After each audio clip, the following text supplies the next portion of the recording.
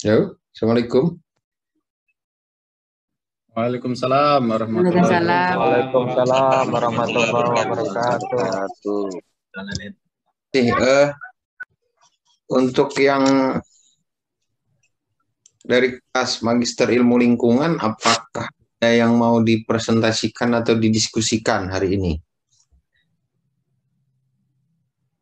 Jadi kita seperti kuliahnya. Atau kalau yang dari MIH masih ada kelompok yang belum presentasi?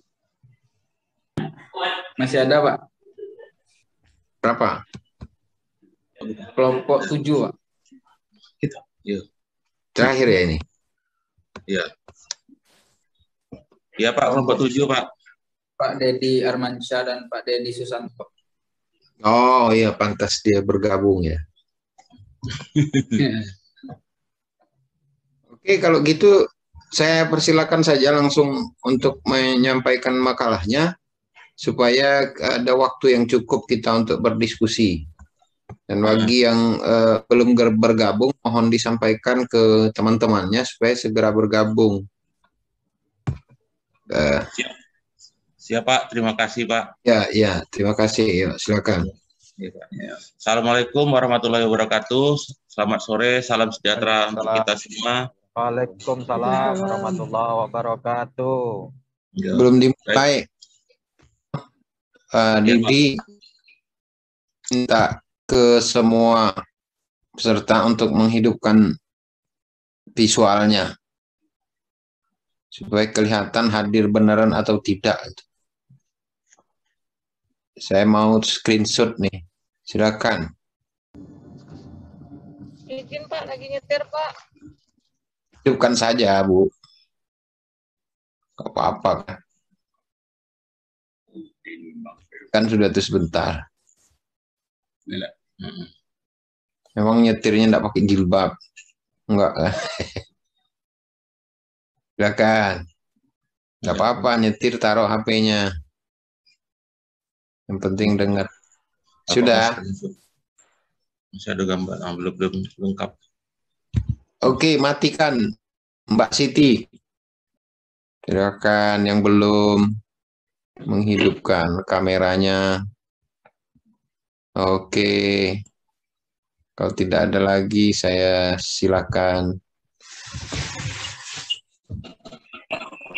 Silakan. Baik, Pak. Terima kasih atas kesempatan yang diberikan kepada kelompok kami, kelompok 7, dalam perkuliahan sore hari ini membahas bedah buku hukum lingkungan hidup Membangun sistem. Yang kami bahas dari kelompok 7 yaitu bab 8 yaitu membangun sistem perizinan terpadu bidang lingkungan hidup. Baiklah, dengan tidak memperpanjang pembukaan, kami persilakan rekan saya Dedi Armansyah untuk menyampaikan materinya. Terlebih dahulu saya akan share materi.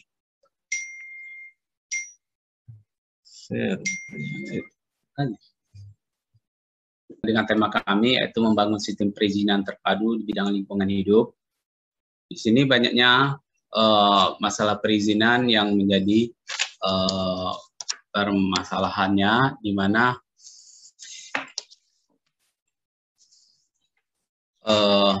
lingkungan itu yang kita permasalahkan tentang pengolahan lingkungan hidup kita itu, di mana penurunan kualitas pelestarian fungsi lingkungan kita yang terus berkurang, terus menurunnya kondisi hutan di Indonesia, dan isu-isu kerusakan daerah aliran sungai, habitat ekosistem pesisir dan lautan semakin merusak, bertambangan yang merusak lingkungan dan sistem pengolahan hutan yang belum optimal, dan lemahnya penegakan hukum terhadap pembakaran liar dan penyeludupan kayu, dan tingginya tingkat pencemaran lingkungan dan pengolahan limbah secara terpadu dan sistematis, dan integritas pembentukan pelaksanaan dan penegakan hukum di bidang lingkungan hidup. Di mana ini jadi permasalahan di banyaknya undang-undang yang di Indonesia yang mengatur tentang lingkungan hidup, di mana terdapat 17 undang-undangan tentang yang mengatur tentang lingkungan hidup. Ditambah lagi dengan adanya ego sektoral di lembaga tentang pengolahan lingkungan hidup, banyaknya peraturan perundang-undangan yang mengatur dan saling tidak sesuai dengan perundang-undangan. Yang ketiga, aspek penataan kelembagaan yang tidak efektif. Salah satu contohnya ya, ketidakefektifan pengolahan lingkungan, salah satunya aspek kelembagaan. Bisa dilihat dengan kaitannya dengan Undang-Undang 32 tentang 2009 dengan ketidakhukuman dan hukuman bagi perintah kabupaten dan kota PP nomor 32 tahun 2003 tentang pengolahan limbah B3 dan AMDAL. Serta budidaya tertutup atau non-partisipasi dalam manajemen birokrasi yang masih sangat dominan, dan berbagai peraturan pelaksanaan bidang perhutanan pertambangan yang tidak sesuai dengan undang-undang. Di mana di dalam buku Bapak ini banyak mempermasalahkan tentang 5 permasalahan tersebut. Tetapi kita melihat juga bahwa bukan hanya terdapatnya kelemahan di dalam tersebut, tetapi juga ada permasalahan lain yang baru-baru ini muncul, yaitu tentang di dalam kementerian tersebut terjadinya tumbang tindih, terjadinya tidak tegasan di dalam pengaturannya. Salah satunya tentang lobster. Maka kami tampilkan sini ada tentang lobster, di mana masalah eksportir benih lobster. Pada masa Menteri Susi, di mana kita lihat Menteri Susi mengeluarkan peraturan Menteri Kelautan dan Perikanan nomor 56 Permen Cap 2016 tentang larangan penangkapan dan pengeluaran lobster, kepiting dan rajungan di wilayah negara Republik Indonesia. Namun bergantinya Susi diganti dengan menteri yang baru, terdapat perubahan dari kebijakan itu sendiri, di mana dan keluarnya keputusan Menteri Kelautan dan Perikanan nomor 50 Kemen KP 2017 tentang estimasi potensi jumlah tangkapan yang diperbolehkan. Di sini kita lihat bahwa dalam aturan menteri yang sama terdapat perlakuan yang berbeda tentang hal yang sama, sehingga tidak tegasan di dalam pelaksanaan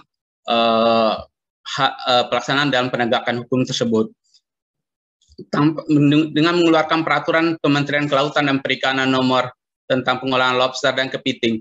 Sedangkan dalam peraturan Cap nomor 12 Permen Cap 2020 ini hanya menambahkan kelembagaan yang untuk menilai potensi yang boleh ditangkap.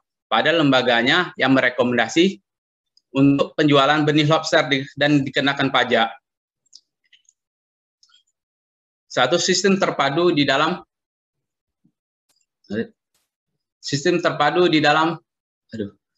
implementasi perizinan terpadu di bidang lingkungan hidup dapat dilakukan dengan cara kalau menurut kami dapat ditempuh dengan perbuatan unifikasi hukum di lingkungan hidup. Dengan adanya undang-undang lingkungan hidup, maka undang-undang lain yang terkandung dalam lingkungan hidup saling bertentangan, seperti undang-undang pertanian, perkebunan, pertambangan dan tata ruangan, mengangkut persoalan hukum dihapus dan cukup hanya satu undang-undang dengan berlakunya unifikasi hukum. Sistem pelayanan hukum yang terpadu dan satu pintu, baik Kementerian guna mewujudkan pelayanan hukum yang cepat, efektif, dan transparan dan kepentingan hukum di bidang lingkungan hidup, dan sinergi antara kelembagaan guna memajukan pembangunan bidang lingkungan hidup yang terpadu. Kita lihat di dalam undang-undang dalam perkebunan, di mana terdapat undang-undang tentang peraturan Kementerian Pertanian nomor 26 Permen HP 140 yang mengatur tentang perizinan di dalam bidang perkebunan. Yang salah satu yang kami angkat adalah tentang perizinan perkebunan pembudidayaan, di mana terlalu ribetnya sehingga tidak berfungsinya PTSP, sehingga kita lihat proses-prosesnya, yaitu akta pendirian perusahaan, NPBP, surat keterangan domisili, dan semuanya bisa diurus oleh yang satu di kabupaten. Namun untuk selanjutnya itu diatur oleh pusat, sehingga menyulitkan bagi pelaksanaan untuk memperoleh perizinan tersebut, sehingga tidak berfungsilah PTSP yang menurut pendapat kami. Demikian dan terima kasih. Baik Pak, terima kasih. Itulah kiranya materi paparan dari kelompok kami, kelompok 7, kami kembalikan ke Bapak Helmi. Terima kasih. Untuk perizinan terpadu itu artinya kan di awal sebelum PTSP itu ada yang namanya pelayanan apa? Sistem pelayanan satu atap nggak salah ya. Baru satu pintu dibuatkannya kusen, dibuat pintu. Jadi pertama satu atap, satu tempat, kok lagi satu pintu. Kalau dindingnya lah selesai, dibuatlah si ke pintu. Pertama atap luasnya satu atap. Nah sekarang satu pintu. Nah kemudian sekarang ini namanya ditambah penanaman modal dan PTSP. Ada ditambahnya lagi sistem perizinan terpadu secara elektronik, terpadu secara elektronik atau online submit system ya, OSS namanya, OS. Nah itu perkembangannya sekarang. Nah, saya pikir itu ya yang dibicarakan ini. Jadi hal yang terkait dengan bagaimana kemudian penyelenggaraan sistem perizinan itu dapat dilakukan secara terpadu.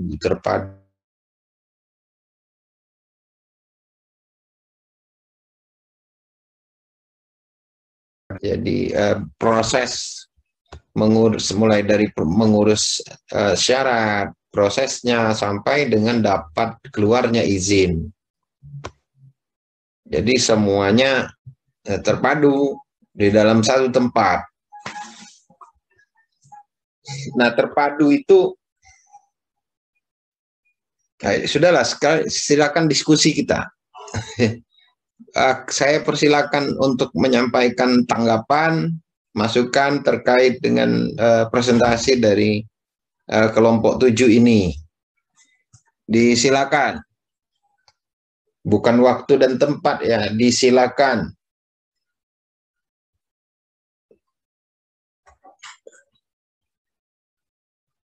Kadang orang di tempat-tempat rame itu kalau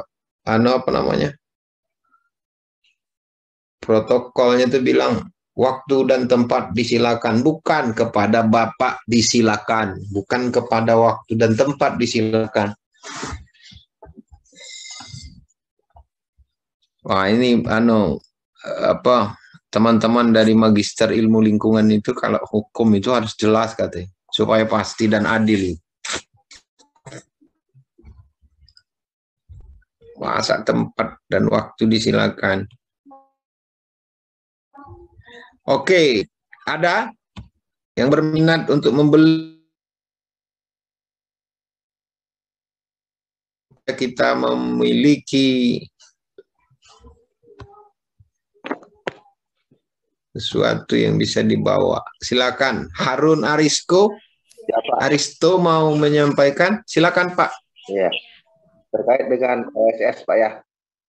Saya hanya menanggapi bahwa OSS ini adalah sistem yang dibangun oleh pemerintah yang mengedepankan transparansi dari sisi akuntabilitasnya juga efektif dan efisien dalam kinerjanya.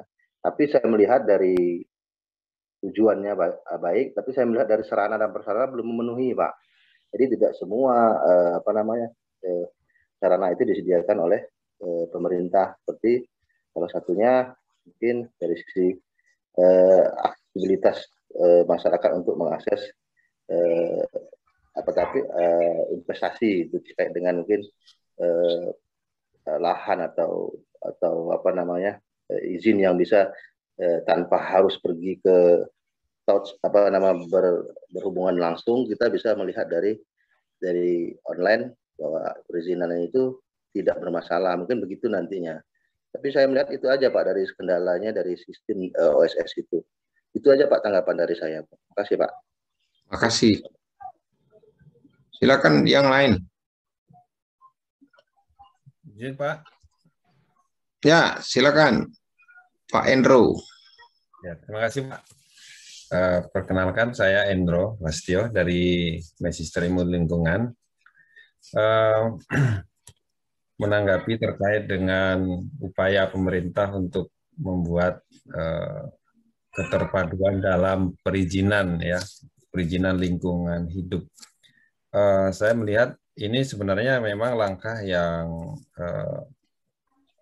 bertujuan untuk mempermudah bagaimana pengurusan perizinan.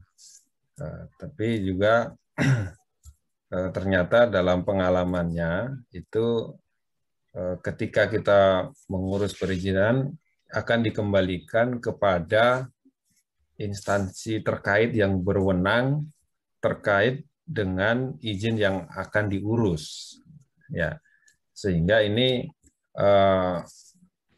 kembali sebenarnya hanya pintunya saja satu, tapi terus keluar lagi nanti menuju kepada instansi yang sebelumnya yang berwenang. Nah, jadi kalau saya melihat masalah utamanya adalah terkait dengan tadi yang dipresentasikan, banyaknya perundang-undangan yang mengatur tentang lingkungan hidup, ya, sehingga kita kadang dibuat bingung ini atau dibuat repot dengan banyaknya undang-undang itu. Ketika mengurus satu perizinan nanti terkait dengan yang lain dan yang lain. Nah, maka kalau menurut pandangan saya ini perlu adanya keterpaduan juga di dalam menyusun perundang-undangan terkait lingkungan hidup itu juga. Termasuk nanti keterpaduan dari struktur pemerintahan yang mengatur tentang lingkungan hidup itu. Nah, sekarang kalau kita berurusan misalnya dengan perkebunan, pertanian, kemudian kehutanan, ini kadang masih menjadi tumpang tindih. Nah, saya kira gitu Pak. Jadi berawal juga dari bagaimana sistem perundang-undangannya yang juga harus dipadukan. Ditambah lagi struktur pemerintahnya juga dipadukan sekalian biar mudah pengurusannya itu. Begitu Pak, terima kasih. Baik, terima kasih Pak Endro. Jadi memang sebenarnya ikon dari buku ini memang keterpaduan, karena memang ide munculnya kegalauan saya dari konsep keterpaduan, bukan konsep keterpaduannya, konsep lingkungan hidup yang menghendaki adanya keterpaduan, tetapi ternyata tidak. Ternyata itu maksudnya bukan kenyataannya saja, tetapi tetapi pengaturannya tidak juga terpadu seperti yang disampaikan tadi.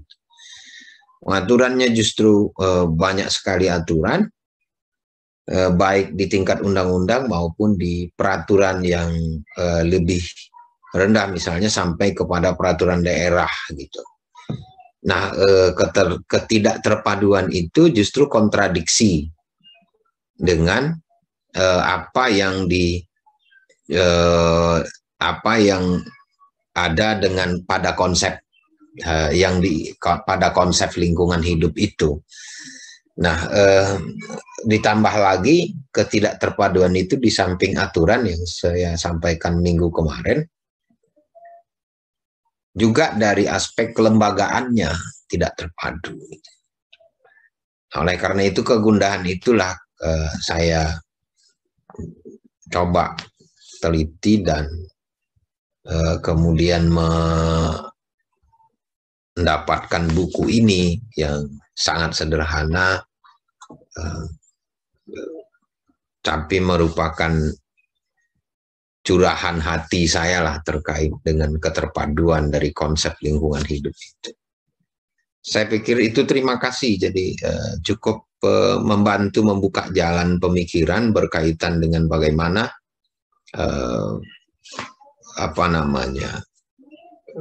persoalan yang harus kita bicarakan, harus kita berikan pemikiran terkait dengan mengatasi persoalan ketidakterpaduan, persoalan birokrasi terkait dengan terutama pelayanan publik dalam hal ini, salah satunya perizinan. Saya silakan yang lain.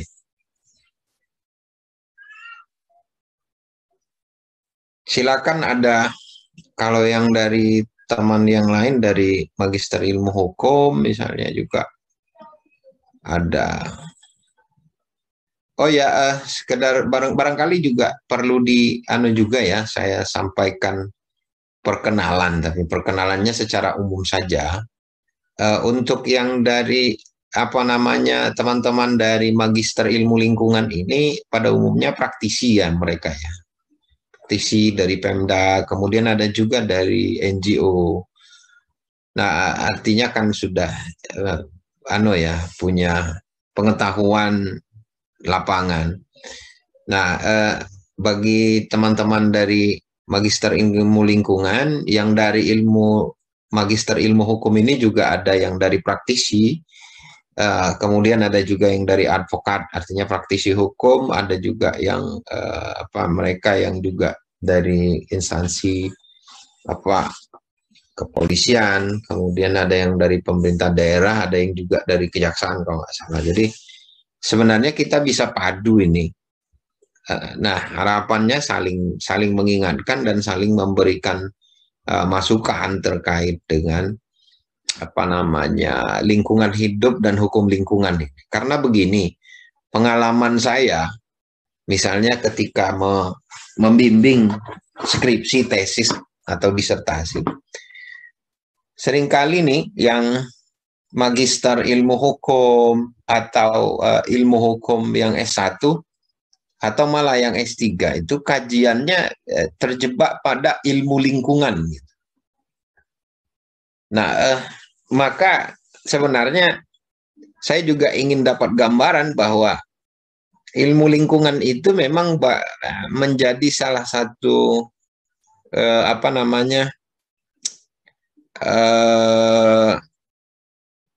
bidang yang membantu hukum lingkungan, karena subjek kajian dari hukum lingkungan sebenarnya ya hukum lingkungan ya, tetapi juga tidak bisa lepas dari teknis lingkungan hidup. Artinya ilmu lingkungan tidak bisa dilepaskan oleh hukum lingkungan, karena ketika kita bicara tentang hukum lingkungan, maka definisi saya sebenarnya sederhana. Hukum lingkungan adalah hukum yang mengatur tentang lingkungan hidup. Kira-kira begitu saja. Gitu. Nah, artinya kan lingkungan hidup itu apa? Nah, itu yang harus dielaborasi di dalam dunia akademis.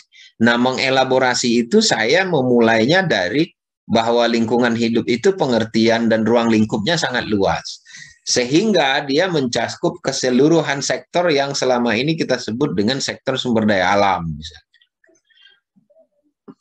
Nah, luasnya itu sebenarnya bukan hanya sekedar bahwa ANSI dia mencakup sektor-sektor sumber daya alam itu, tetapi lebih penting lagi secara filosofis dia menginginkan keterpaduan. Artinya konsep lingkungan hidup itu menginginkan keterpaduan. Terpadunya apa? Misalnya izin jadi satu tempat. Itulah PTSP. Lembaganya satu saja, misalnya Kementerian Lingkungan Hidup. Yang lainnya itu ngontrak, bukan ngontrak. Yang lainnya itu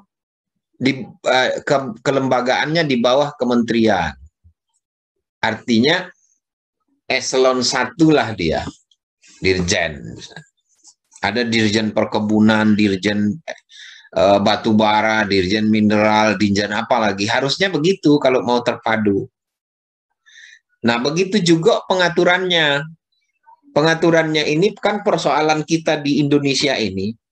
Nah, ini mungkin juga yang Magister Ilmu Hukum perlu diingatkan juga, dan Magister Ilmu Lingkungan mungkin bisa, syukur kalau ada sudah pernah mendengar tentang ini. Jadi di dalam ilmu hukum itu, kajian ilmu hukum itu ada namanya, ada seorang yang cukup terkenal mempengaruhi sistem hukum di Indonesia, yaitu siapa mamang kita itu nah, yang Kelsen itu nah, Hans Kelsen. Palembang dia itu kabarnya, jual pempek di jembatan Ampera. Jadi ada satu orang pakar hukum yang menganut positivisme hukum, yang mengutamakan kepastian hukum, namanya Hans Kelsen. Itu dia itu ajarannya bahwa hukum itu terdiri dari susunan norma. Jadi susunan, sederhananya barangkali susunan ketentuan, supaya enak bahasanya untuk ilmu lingkungan. Susunan ketentuan. Nah, tersusun dia mulai dari yang paling tinggi sampai yang paling rendah. Antara yang paling tinggi, antar norma yang sama, misalnya dia sama-sama norma nih, setingkat, itu tidak saling subordinat, maksudnya tidak saling membawahi. Dan antara norma yang lebih tinggi dengan norma yang lebih rendah, hubungannya seperti ini. Norma yang lebih tinggi menjadi dasar pembentukan norma yang lebih rendah. Misalnya, Undang-Undang Dasar 1945 itu paling tinggi tuh tertulis. Dia menjadi sumber atau dasar pembentukan undang-undang di bawahnya itu. Peraturan pemerintah sampai peraturan menteri dan peraturan daerah. Nah, sebaliknya, norma yang lebih rendah tidak boleh bertentangan dengan norma yang lebih tinggi. Contoh, peraturan menteri tidak boleh bertentangan dengan peraturan pemerintah. Peraturan pemerintah tidak boleh bertentangan dengan peraturan, dengan undang-undang. Nah, persoalan kita terkait kembali ke soal lingkungan hidup tadi. Persoalan kita ternyata di Indonesia masing-masing sektor itu diatur sama-sama dengan undang-undang. Misalnya nih, Undang-Undang Kehutanan nomor 41 tahun 99. Undang-Undang Mineral dan Batu Bara nomor 6 ya. 6 tahun nomor berapa dia? Nomor 3, Pak. Tahun 2020. Ya, yang sebelumnya. Undang-Undang nomor 5 ya. Nomor 4 2009. Nomor 4 2009. Sekarang diubah nomor 3 2020. Nah, kemudian undang-undang tentang migas misalnya 22 tahun 2002 kalau salah ya, atau 21. Nah, kemudian undang-undang perkebunan juga perkebunan juga diatur undang-undang. Kelautan juga diatur dengan undang-undang. Sungai juga diatur dengan undang-undang. Ini sama-sama undang-undang. Lingkungan hidup juga diatur dengan undang-undang. Sementara lingkungan hidup itu secara konseptual dia mencakup keseluruhan sektor yang mengharuskan keterpaduan. Di Indonesia tidak bisa seperti itu. Kalau dia keterpaduan, cita-citanya terpadu, maka dia tentu norma lingkungan hidup itu kedudukannya lebih tinggi. Tapi ternyata di Indonesia sama-sama dengan undang-undang. Itu persoalan kita. Kembali ke teorinya Kelsen, itu tidak bisa sama-sama undang-undang saling membawahi. Nah, persoalan pertama itu. Persoalan kedua, ternyata dilengkapi dengan misalnya sama-sama dikelola oleh lembaga setingkat kementerian, lembaga kementerian, namanya kementerian. Jadi tidak mungkin antar Menteri Lingkungan Hidup dan Kehutanan itu saling membawahi, atau dia membawahi Menteri ESDM. Tidak mungkin, karena sama-sama menteri. Tingkat menteri sama. Nah, itu persoalan kita di Indonesia. Mengapa kemudian, menurut saya itulah yang mengawali ketidakterpaduan itu terjadi di dalam hal pengelolaan lingkungan hidup, termasuklah sistem perizinannya di Indonesia. Nah, oleh karena itu perlu dilakukan reformasi sistem itu, harus diubah. seluruhannya harus dikumpulkan menjadi satu undang-undang menurut saya. Waktu itu ya saya mempresentasikan karya hasil penelitian ini supaya disatukan dalam bentuk satu undang-undang, yaitu Undang-Undang Lingkungan Hidup. Nah, bagaimana dengan sektor yang tadi, sektor kehutanan, SDM, dan lain-lain, diatur dengan peraturan di bawah undang-undang. Nah, kemudian kelembagaannya bagaimana? Dikelola oleh di bawah kementerian, yaitu kelembagaan eselon 1. Dari situ menurut saya baru bisa kita secara konseptual terjadi keterpaduan. Kalau nanti diubah seperti itu, dilakukan reformasi regulasinya dan reformasi kelembagaan. Nah, itu yang barangkali saya membulatkan keseluruhan presentasi ini, dan minggu depan untuk ilmu lingkungan sudah selesai karena pertemuan 16 hari ini. Nah, oleh karena itu saya membulatkan apa yang sudah pernah didiskusikan. Terima kasih, silakan kalau ada yang mau menyampaikan pendapat terkait dengan ulasan singkat saya. Pak, izin Pak. Ya, silakan. Terima kasih Pak. Sebenarnya kami tim penyaji, cuman mungkin ya dengan Bapak mungkin kami bisa mendapatkan suatu jawaban yang lebih. Artinya dengan keilmuan Bapak mungkin ini juga sebagian karena ini untuk membuat buku Pak ya, mungkin ini bahan masukan dari kami juga sebenarnya Pak. Izin kami menyampaikan permasalahan seperti ini Pak ya. Kalau kita lihat Pak ya, kondisi bangsa kita kan semua, artinya pengeluaran negara itu kan sangat besar Pak ya. Bisa untuk pendidikan, bisa untuk pembangunan lain, pembangunan fisik dan fisik, non fisik. Nah, kalau kita tinjau Pak ya, kembali kalau kita tinjau dari undang-undang Pak ya, keterpaduan undang-undang lingkungan hidup ini Pak ya. Kadang-kadang saya Pak ya, selaku mahasiswa Bapak, selaku ini Pak ya, kadang-kadang kami pun sempat bingung juga terhadap permasalahan ini. Mungkin ini yang ingin kami diskusikan. Artinya begini Pak ya, kalau kita lihat Pak ya, kalau di daerah sekarang, kota, kabupaten maupun provinsi itu kan mereka kan tunduk kepada undang-undang otonomi daerah Pak. Artinya mereka membangun daerah mereka itu dengan kemampuan sumber daya yang ada sama mereka gitu, yang ada di dalam kabupaten, kota tersebut Pak ya. Nah, cuman permasalahannya Pak ya, setelah kita lihat-lihat undang-undang sumber daya untuk membangun itu, contoh di Jambi Pak ya, ada pertambangan batu bara, kehutanan, perikanan, semuanya ada di Jambi Pak ya. Cuman permasalahannya sekarang izin tersebut Pak ya, kan tidak di provinsi lagi, ini sudah ke pusat. Nah, artinya begini Pak, saya melihat di sini Pak ya, kita kaya, tapi kita tidak bisa kita kaya, tapi kita ini hanya bisa menjadi penonton satu sisi Pak ya. Nah, bukan juga saya ini. Kemudian kita kaya, tapi jangan kita rusak. Memang ada pengembalian, artinya ada pengembalian dari pusat ke daerah terhadap kontribusi kita.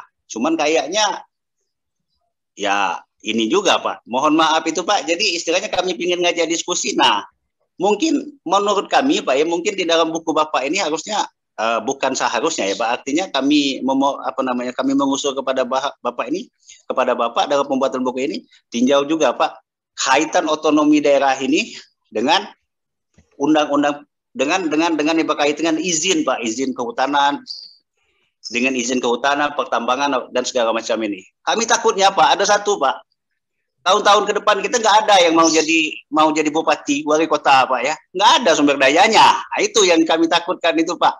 Cuman mengharapkan, kalau sekarang cuman proyek, yang lainnya nggak ada Pak. Tahun-tahun berikutnya dia aja Pak, keluarga itu aja yang mau jadi bupati atau wali kota Pak. Itu aja Pak. Mungkin itu keprihatinan kami juga Pak yang patut disampaikan. Terima kasih Bapak. Baik, terima kasih.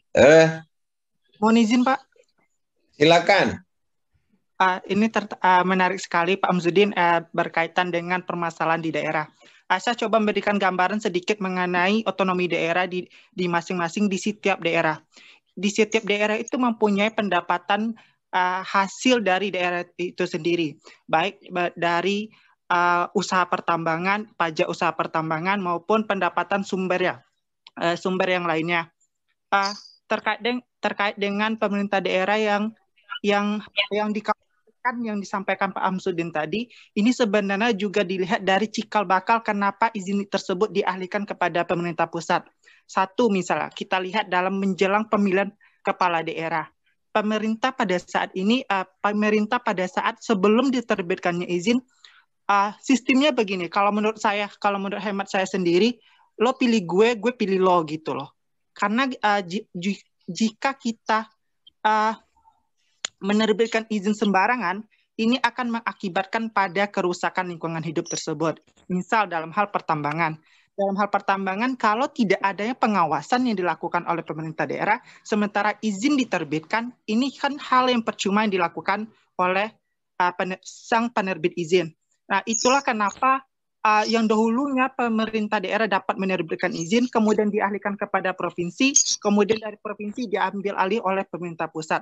Sebenarnya di dalam Undang-Undang Nomor 3 Tahun 2020 itu sudah ada peralihan kewenangan kepada pemerintah provinsi, namun sifatnya hanya delegasi. Nah, sifat delegasi ini namun pertanggungjawaban dipegang oleh pemegang penerbit izin tersebut. Begitu saja. Terima kasih, Pak.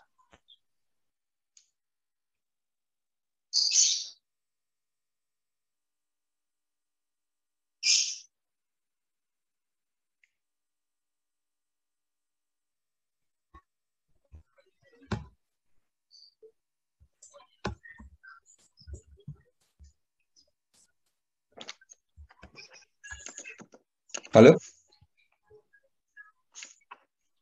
Iya, Pak. Halo, sorry, saya ada gangguan koneksi. Baik, terima kasih. Jadi saya tadi mendengar sedikit apa yang disampaikan Yogi terkait dengan adanya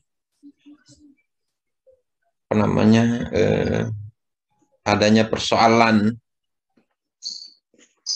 komersialisasi pelayanan publik ya, dalam hal ini perizinan dihubungkan dengan suksesi kepala daerah. Tetapi begini, yang melakukan penelitian berkaitan dengan suksesi ini dikaitkan dengan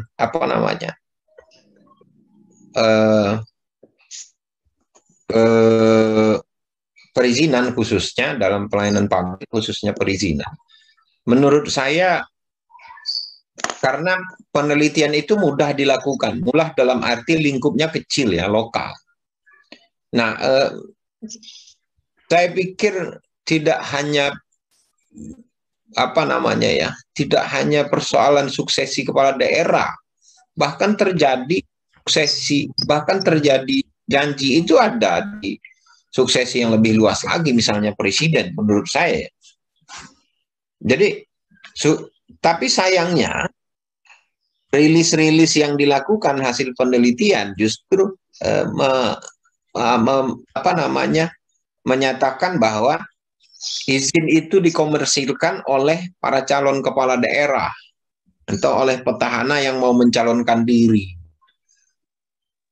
Jadi seolah-olah kemudian dia berdampak nih.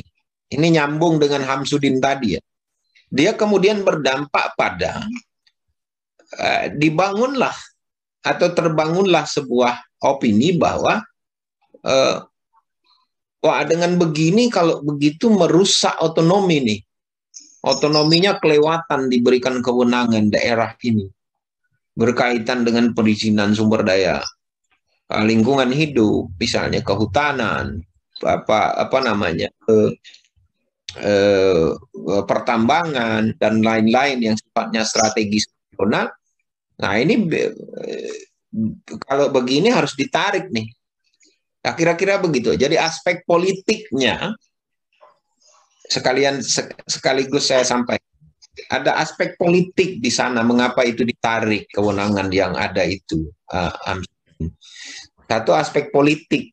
Artinya aspek politik ini terkait dengan sebenarnya suksesi. Tidak hanya suksesi kepala daerah, tapi juga suksesi kepala negara, presiden. Suksesi lembaga legislatif juga. Jadi sumber daya lingkungan hidup atau sumber daya alam itu menjadi objek kepentingan di dalam politik. Itu mau tidak mau. Kodratnya begitu. Sehingga menjadi objek untuk tarik-menarik kewenangan juga. Gitu. Ketika itu diberikan daerah, maka daerah itu akan lebih banyak tarik-menariknya di sana di antar aktor daerah. Gitu. Walaupun ada aktor pusat juga masuk ke daerah pada saat otonomi tahun 99 sampai dengan 2004 misalnya. Karena perjalanannya kan begitu tuh ya. 99 sampai dengan 2004 itu otonominya memang seluas-luas dan sebebas-bebasnya. Tapi kemudian diubah lagi, ditarik kewenangan itu di 32 tahun 2004 dan tambah ditarik lagi di 23 2014 misalnya. Jadi kejadian itu secara politik, secara hukum memang kemudian digunakanlah piranti yang memang dimungkinkan mulai dari pasal 18 pasal 18 Undang-Undang Dasar 1945 ayat 5 itu. Otonomi seluas-luasnya kecuali ditentukan lain di dalam undang-undang. Nah, yang ketiganya ini yang seharusnya tidak terjadi. Esensi mengapa kemudian ada otonomi daerah, karena Indonesia adalah negara kesatuan. Dalam negara kesatuan, otonomi daerah itu satu keniscayaan karena untuk menjaga supaya tidak terjadi disintegrasi.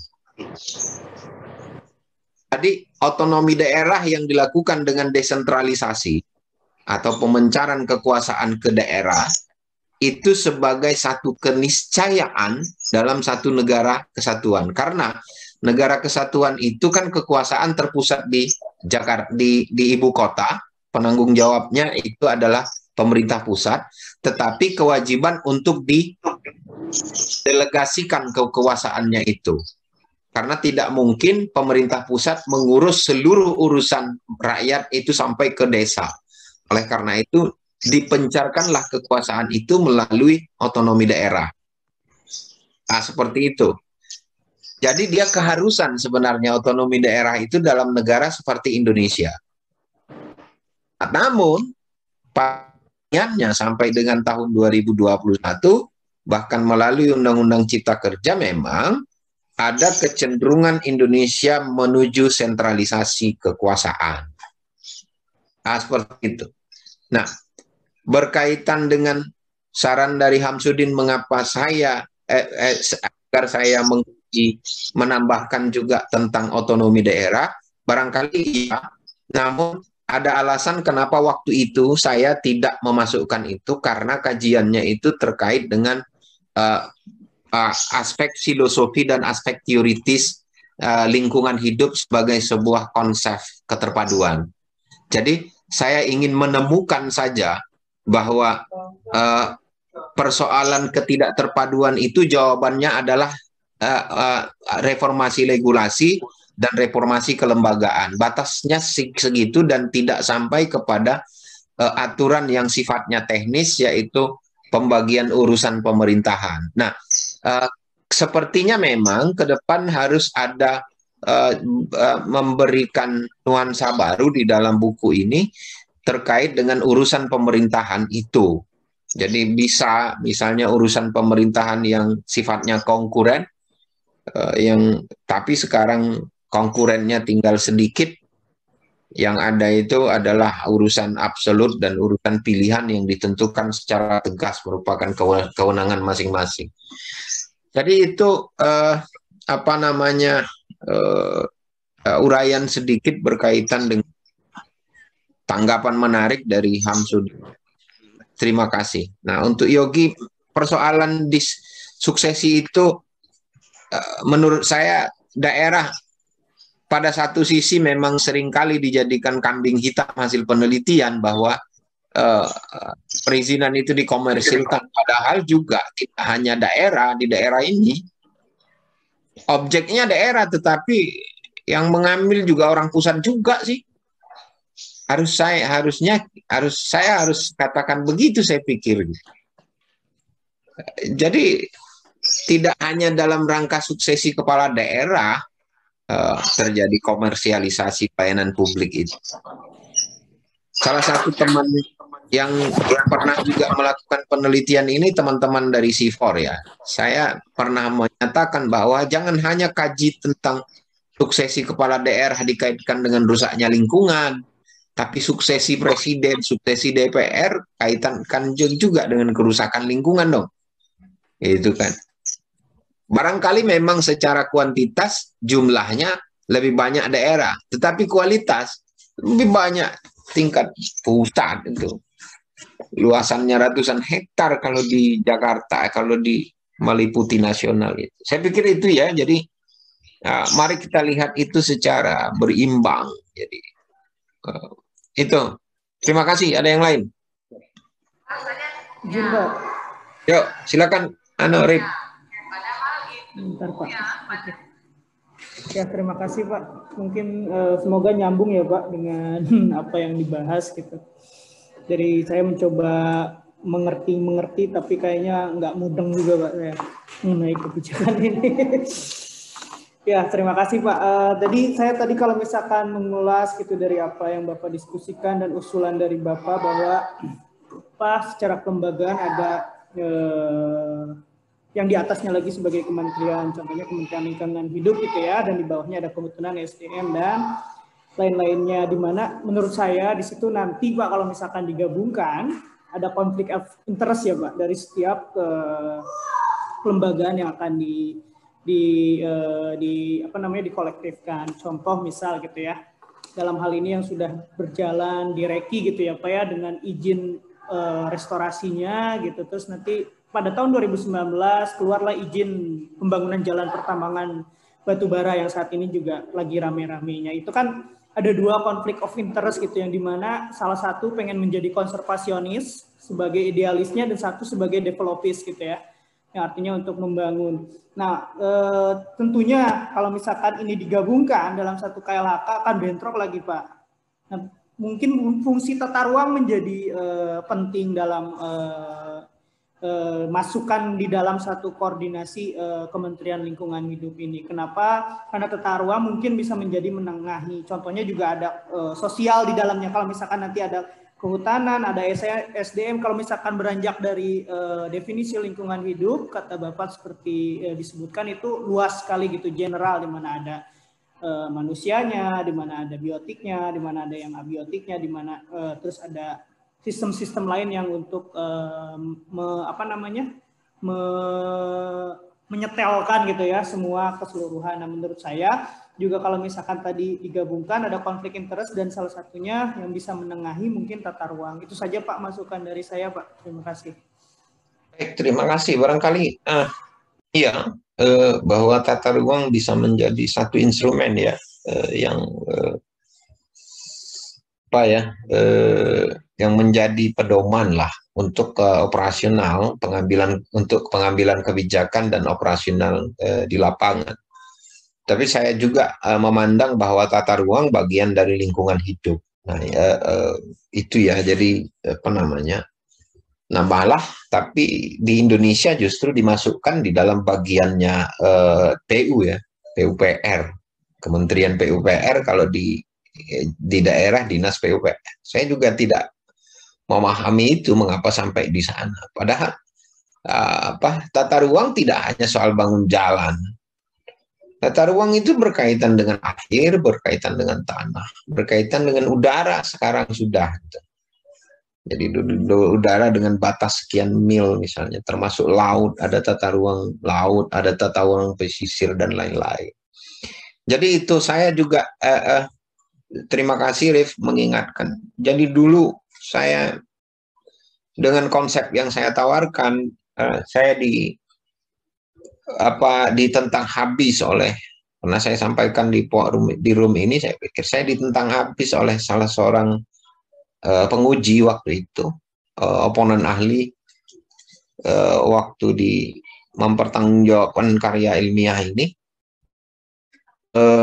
Profesor Juhaenda Hasan namanya.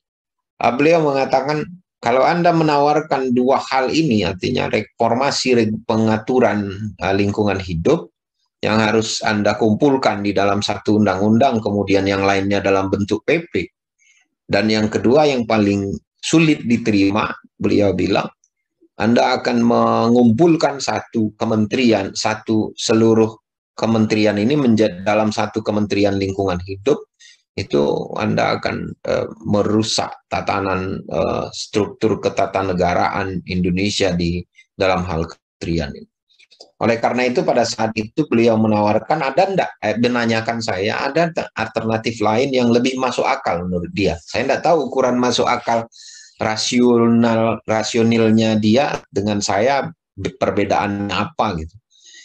Tapi mungkin beliau karena sudah banyak pengalaman praktisinya, maka melihat itu tidak mungkin dilakukan. Saya sampaikan bahwa tawaran saya sebenarnya ada alternatif, yaitu menjadikan lingkungan hidup itu pada kementerian koordinator. Tapi terus terang waktu itu saya sampaikan ke sidang ujian waktu itu, hal tersebut tidak menjadi tidak saya masukkan di dalam naskah ini karena menurut saya itu tidak ilmiah, tidak masuk di dalam pikir ilmiah saya, yaitu menjadikan lingkungan hidup sebagai menteri koordinator. Artinya dia hanya mengkoordinir secara administratif, tapi tidak mempunyai kekuatan hukum untuk memaksa, misalnya memaksa kepatuhan para sektor-sektor itu supaya terpadu. Dia akan berjalan sendiri-sendiri juga. Nah, oleh karena itu, saya tetap pada pandangan ideologis saya bahwa lingkungan hidup itu menjadi satu pengikat simpul dari sektor yang selama ini disebut dengan sumber daya alam. Nah, artinya baik pengaturannya maupun kelembagaannya harus diikat oleh simpul lingkungan hidup. Jadi ada satu kementerian namanya Kementerian Lingkungan Hidup. Di dalamnya itu ada dirjen-dirjen yang mengelola setiap sektor yang disebut dengan sektor sumber daya alam. Misalnya sektor migas, sektor mineral, sektor batu bara, sektor pengairan, sektor kelautan, dan lain-lain. Jadi itu yang saya inginkan. Nah, akhirnya sekarang muncul reformasi regulasi menggunakan metode Omnibus Law. Hasilnya adalah Undang-Undang Cipta Kerja. Kalau menurut saya, metode ini yang kemudian mengumpulkan satu aturan dari seluruh undang-undang, 79 undang-undang, menurut saya pemikiran ini mirip. Walaupun pemikiran ini hampir-hampir mirip dengan apa yang pernah saya cita-citakan di tahun 2011 yang lalu pada saat saya ujian disertasi di hadapan tim penguji pada promosi waktu itu. Jadi saya menginginkan reformasi, tapi saya hanya membatasi pada bidang tertentu saja, tidak tidak sebanyak seperti yang dilakukan melalui di dalam Undang-Undang Cipta Kerja. Jadi terima kasih Arif Firmansyah sudah memberikan masukan. Silakan yang lain.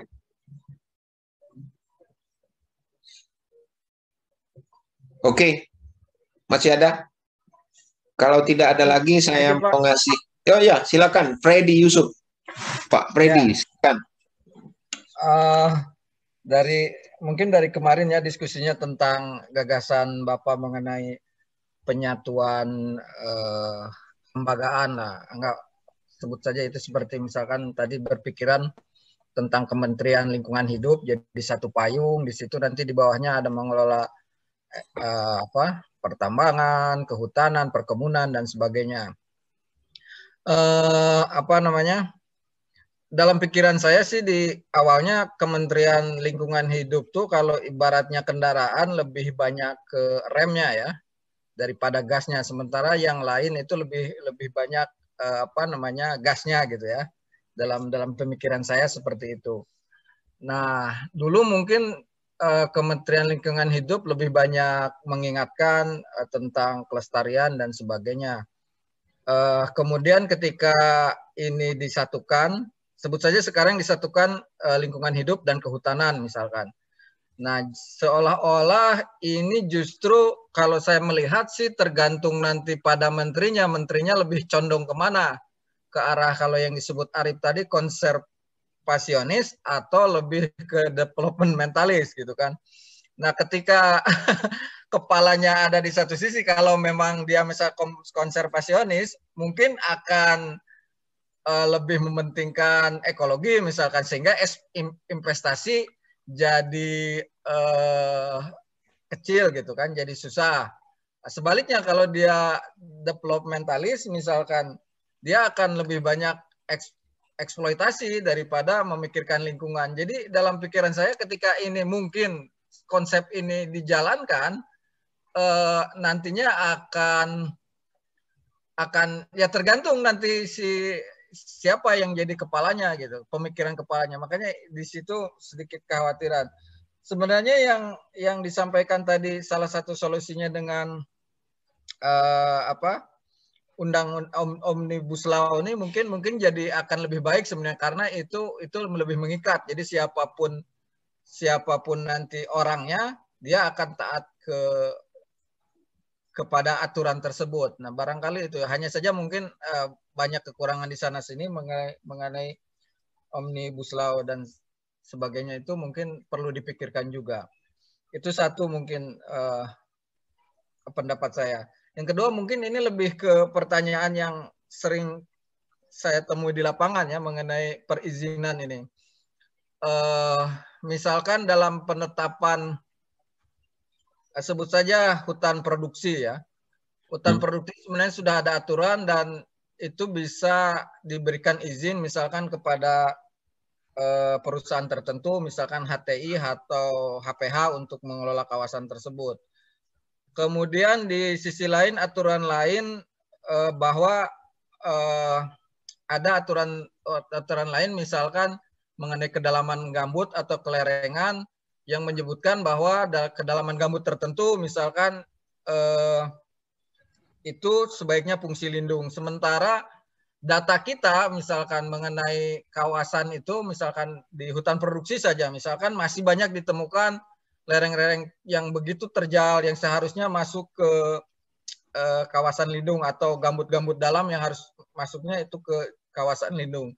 Nah, tapi faktanya itu diberikan izin. Nah, bagaimana menyikapi ini ketika memang izinnya keluar tapi fakta kondisi di lapangannya misalkan kondisinya seperti itu, misal gambutnya terlalu dalam harusnya jadi zona lindung dan sebagainya, mana yang harus kita pegang? Apakah yang pertama yang misalkan kalau zona gambutnya dalam tidak boleh dikelola harus kembali ke fungsi lindung, atau regulasinya yang ada misalkan kalau izinnya sudah dapat ya silahkan saja dilaksanakan gitu apapun yang ada di lapangan. Mungkin itu pendapat dan pertanyaan saya, Pak. Makasih.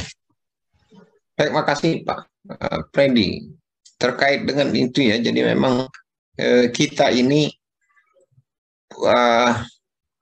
menerjemahkan aturan itu yang kadang-kadang memang berbeda. Nah, aturan berkaitan dengan lahan, misalnya kawasan di kehutanan misalnya, itu berbeda dengan aturan yang terkait dengan lahan gambut misalnya. Nah, itu yang saya maksudkan terjadi ketidakterpaduan, termasuk cara menerapkan aturan itu, Pak. Nah, akhirnya kalau izin terkait dengan izin, oh ini izin kehutanan ya, mau izin kehutanannya lokasinya di lahan gambut, tidak peduli lahan gambutnya mau sedalam apa, silakan aja dikeluarkan. Jadi kira-kira begitu. Kemudian ada juga, oh ini konsep perizinannya di perkebunan. Beda juga dia perkebunan dengan lahan di HTI misalnya. Nah, kadang-kadang seperti itu lebih banyak kita persoalannya ketidakterpaduan mulai dari norma kemudian bagaimana menafsirkan aturan. Nah, kalau terjadi seperti yang Bapak sampaikan tadi itu misalnya di kehutanan lah nih. Di kehutanan sudah dilarang nih 3 meter ke dalam itu tidak boleh, tapi keluar izinnya. Nah, walaupun secara secara normatif tidak boleh. Dan itu sebenarnya bertentang tidak sah secara hukum, bahkan batal demi hukum kalau konsep hukumnya ya, teorinya.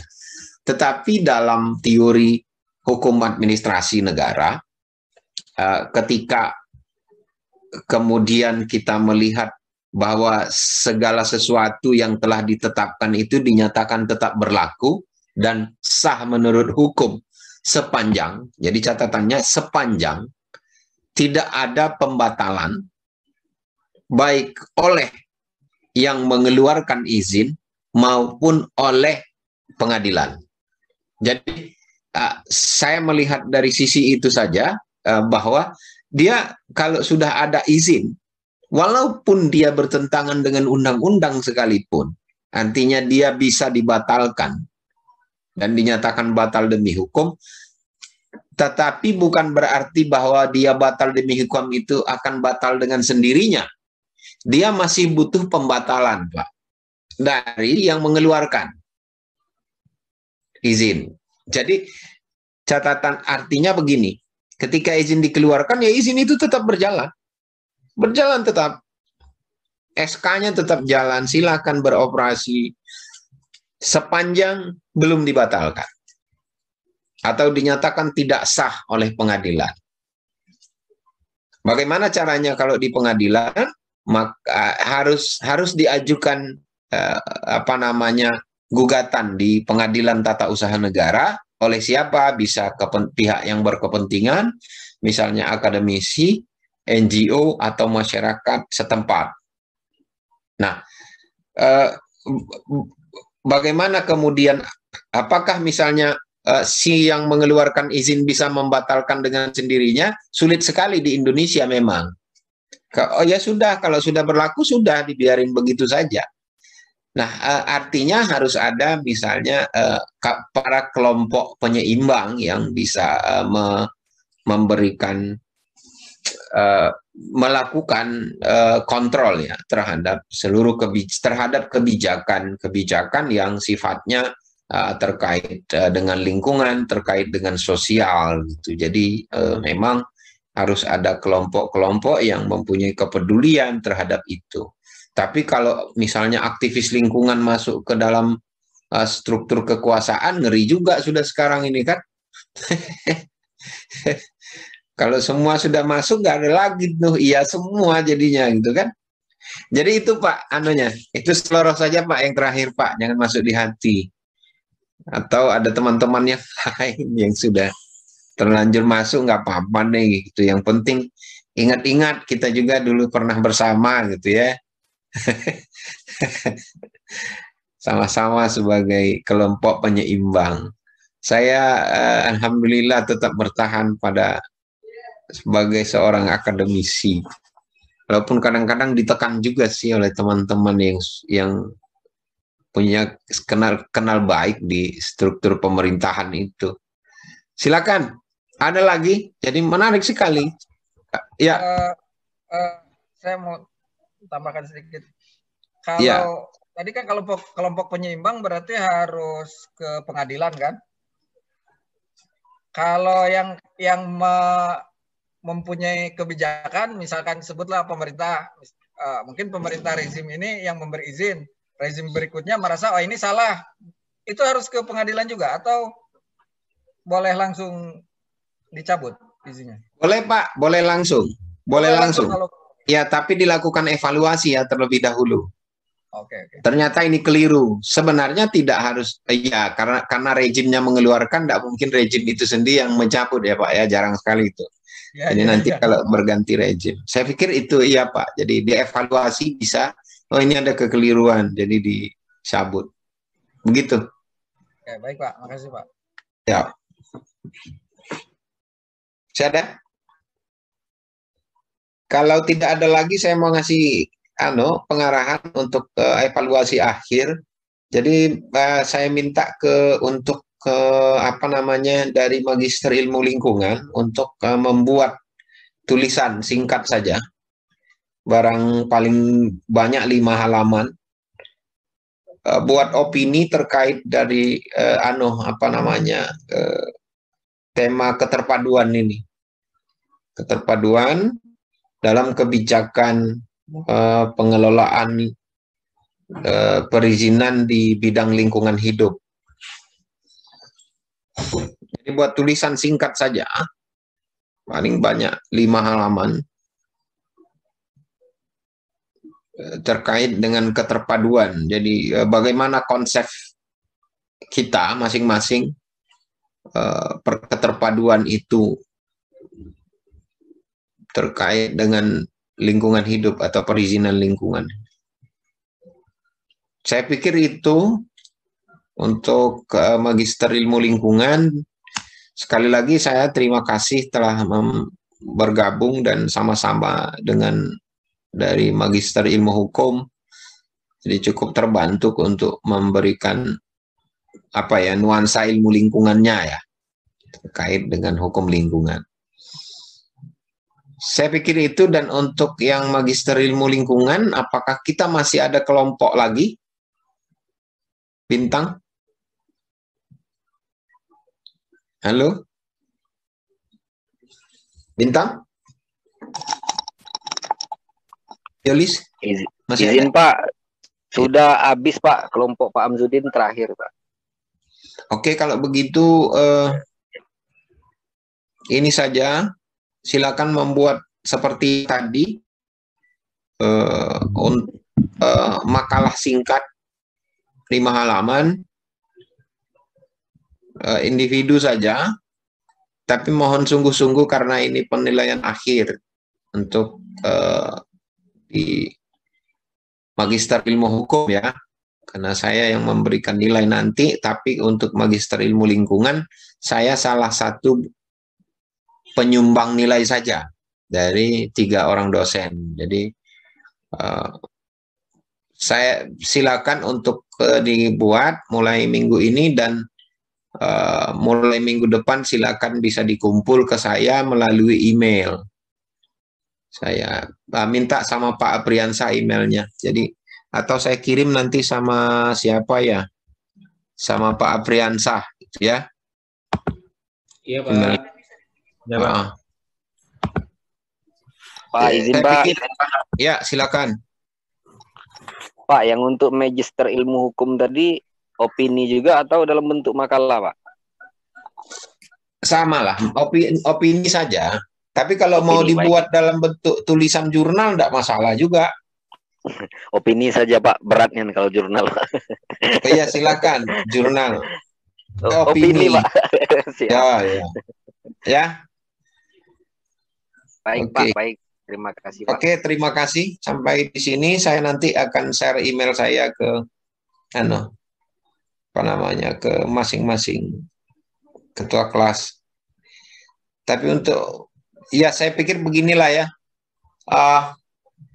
Mungkin saya kadang-kadang email itu kalau kebanyakan agak bingung karena banyak ketimpo yang lain. Jadi koordinir saja satu ketua kelas untuk menyerahkan ke saya dalam satu file flash disk yang jelek. Jadi jangan flash disk yang bagus ya, flash disk yang tidak bagus, tapi yang bebas dari virus. Yang penting itu. Baik, Pak. Nah, kemudian yang dari MIH begitu juga, koordinir satu file saja, masukkan di dalam satu flash disk. Mohon flash disknya bebas virus. Terima kasih, itu saja. Sampai ketemu. Assalamualaikum warahmatullahi wabarakatuh. Jadi untuk untuk Magister Ilmu Lingkungan selesai ya. Ya Pak. Iya Pak. Ya, terima kasih. Mohon maaf kalau ada salah-salah. Sama-sama Pak. Salam sehat selalu Pak. Yuk, makasih. Assalamualaikum.